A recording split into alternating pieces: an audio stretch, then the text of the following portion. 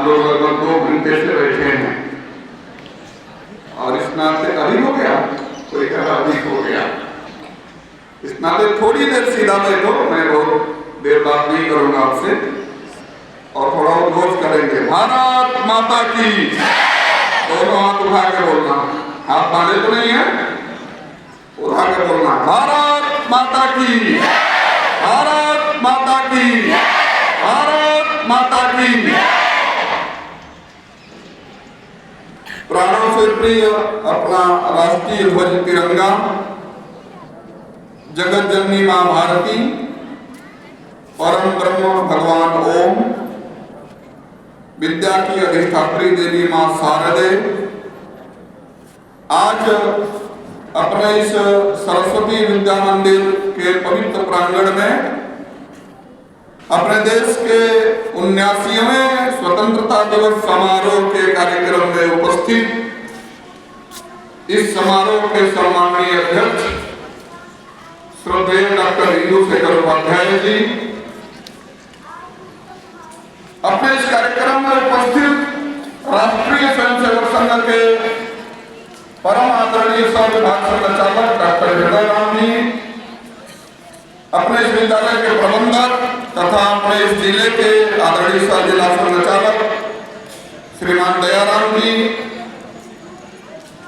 सम्माननीय प्रधानाचार्य श्रीमान अवधेश जी, मंच पर उपस्थित हमारे सभी अतिथि बंधु, आचार्य बंधु, आचार्य बहनें, प्यारे छात्र भाइयों एवं बहनों,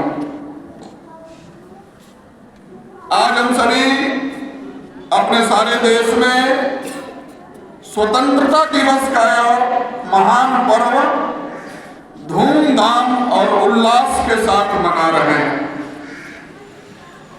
आज का यह दिन हम सब के जीवन में एक आनंद का दिन है, उत्साह का दिन है।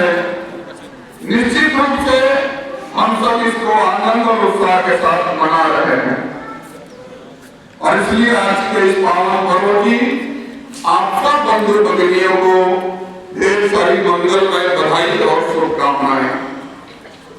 आज के दिन पर कुछ बातें हम सब लोगों को इस परिसर में जो भी मेरी आवाज सुन रहे हैं, चाहे यहाँ के कर्मचारी बंधु होंगे, अतिथि अभिभावक बंधु होंगे, आचार्य बंधु, आचार्य बहने, चाहे प्यारे भाइयों और बहनों, सबको आज के दिन पर कुछ बातें जरूर स्मरण करना चाहिए।